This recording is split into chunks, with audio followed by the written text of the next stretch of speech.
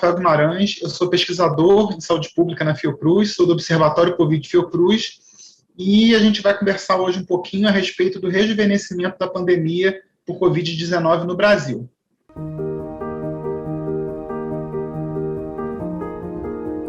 A gente estava recebendo até então, até 2 semanas atrás, muitos relatos de profissionais da ponta, da assistência, achando curioso o fato de que cada vez mais estavam aparecendo pessoas mais jovens nos serviços hospitalares em busca de assistência, com queixas, sintomas típicos de Covid. Então, isso nos despertou um pouco a atenção, porque havia até aquele momento uma impressão errada por parte da população em geral, de uma ideia que foi ventilada lá atrás e que acabou colando na população de uma forma incorreta, de que a pandemia ela só atingia pessoas idosas, pelo menos nas suas formas mais graves. Nunca houve nenhuma evidência científica falando sobre isso, e de lá para cá a gente vem só comprovando que de fato isso era uma lenda. Então, esse relato dos profissionais da área hospitalar nos despertou atenção, nós resolvemos então investigar os casos hospitalizados no banco de síndromes respiratórias agudas graves, e o que nós detectamos é que cada vez mais realmente tem aparecido pessoas mais jovens, sintomáticas e graves. Então, comparando o início de 2021, a primeira semana epidemiológica de 2021, com a semana epidemiológica 10, que dá ali mais ou menos o meado de março, o que a gente notou é que houve um grande aumento do número de casos de hospitalizações por Covid, independente da faixa etária, mas esse aumento ele era surpreendentemente mais alto na população de adultos um pouco mais jovens, não idosos. Então, na população geral, a gente tinha um aumento de um pouco mais de 300% de casos de hospitalização, e entre adultos de 30 a 39 e 50 a 59 anos, a gente tinha um aumento de mais de 500%, e para a população entre 40 a 49 anos, a gente tinha um aumento de mais de 600%. Então, isso nos despertou para esse fato, e a gente constata com isso, então, que a gente está rejuvenescendo a pandemia, ou seja, a gente está atingindo agora um novo perfil demográfico para a pandemia no país.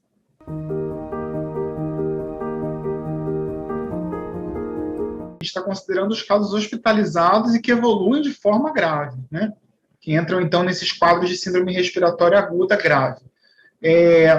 A gente acredita, pelo próprio perfil da população, que isso se dê em função do relaxamento das medidas de distanciamento social.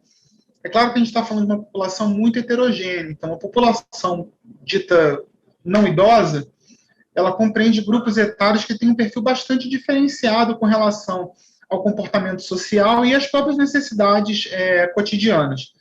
Então, enquanto o grupo de 20 a 29 anos acaba relaxando mais porque tem um pouco essa exaustão de estar isolado, então tem um padrão de comportamento social que pressupõe aglomeração, eles já estão exaustos disso.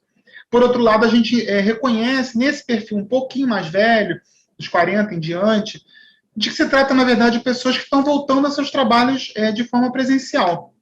Ou porque estiveram em algum momento com um trabalho remoto e tiveram que voltar, ou porque foram demitidos e estão agora em busca de um outro emprego, ou pessoas que passaram a ficar desassistidas por conta da irregularidade de prestação dos auxílios emergenciais, e, portanto, vão às ruas na procura de qualquer forma de subsistência.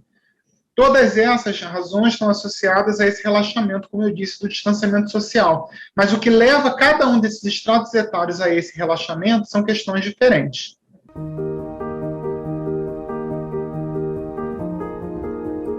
A gente tem a impressão de que as variantes elas podem contribuir com o aumento, não porque necessariamente elas sejam mais agressivas entre os jovens. A gente não tem evidência dizendo que são variantes que atacam com mais força ou com mais gravidade pessoas mais jovens. O fato é que se você tem novas variantes surgindo ou sendo introduzidas, a gente faz com que tenha uma população toda novamente vulnerável, suscetível. E aí, se no momento em que essas variantes aparecem, a população que está mais circulante na rua é a população mais jovem, essa população, obviamente, fica mais vulnerável à infecção por essas variantes.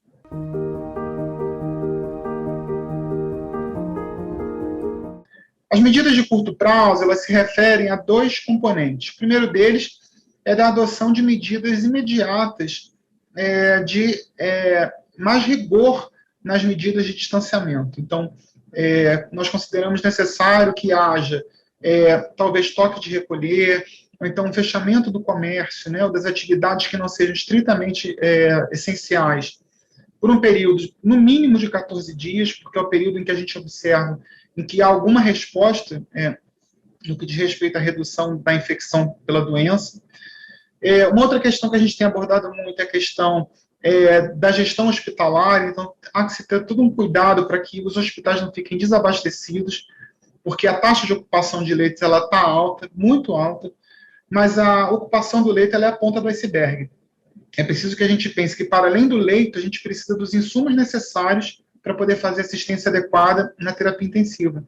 Então, a gente precisa garantir uma retaguarda técnica para que não falte material de uso diário dentro dos CTIs, para que não falte anestésicos, neurobloqueadores, para que a gente possa realizar os procedimentos, para que possa ter paciente entubado. Então, a gente precisa ter um olho também na questão da gestão dos serviços de saúde.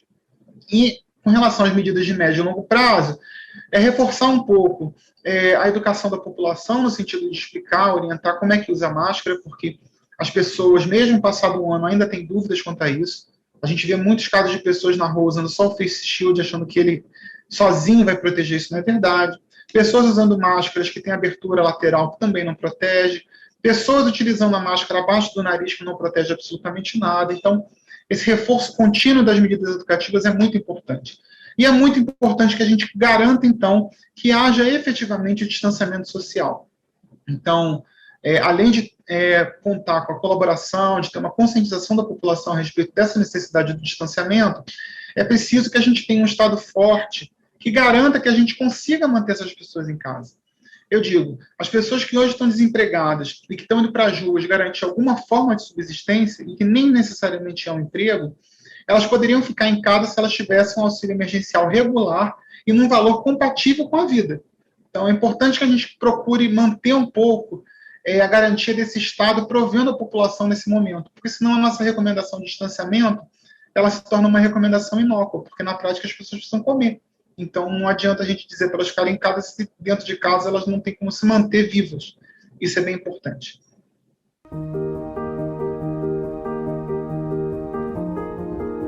É muito importante as pessoas manterem esse padrão de higiene necessário, não só para a Covid, né, mas de uma forma geral, procurar manter o distanciamento mínimo entre pessoas na rua, sempre que for necessário que elas estejam na rua efetivamente, e procurar tentar fazer horários alternativos para essa mobilidade. Então, sempre que for possível, tentar reorganizar seus horários para poder não estar na rua na hora do rush, porque um dos principais focos de contaminação neste momento de aglomeração são os transportes públicos. Então, evitar de estar muito aglomerado dentro dos ônibus, dos trens, dos metrôs, é sempre uma forma mais interessante de você tentar evitar aglomeração.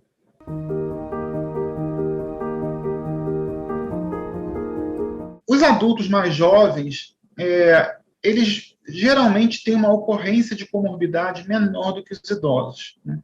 Além disso, são corpos que tendem a ter, por conta da própria vitalidade, uma resposta mais efetiva ao tratamento. Isso é ótimo, porque, por um lado, essas pessoas tendem a não morrer.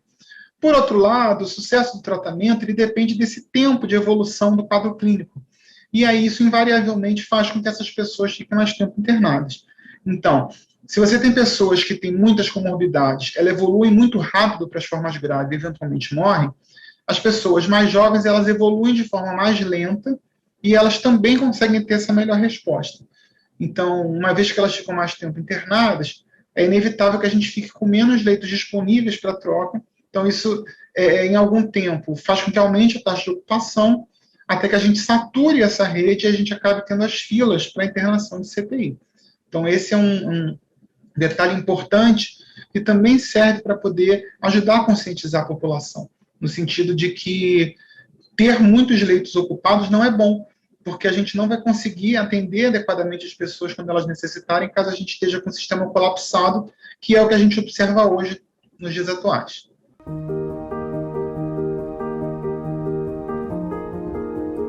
No início da pandemia, tinha uma mensagem muito forte sendo veiculada de que esses jovens ou adultos jovens não deveriam ir para a rua para não se contaminar e não levar a doença para casa, né, para os pais e avós mais velhos. Hoje a gente diz para não ir para a rua para se proteger, inclusive. Então, não achem que por ser jovens vocês não terão a doença, não terão de forma grave. Ao contrário, vocês estão tão sob risco quanto qualquer outra pessoa. Então, é para ficar em casa. Não é para ir para a rua, a não ser que seja estritamente necessário.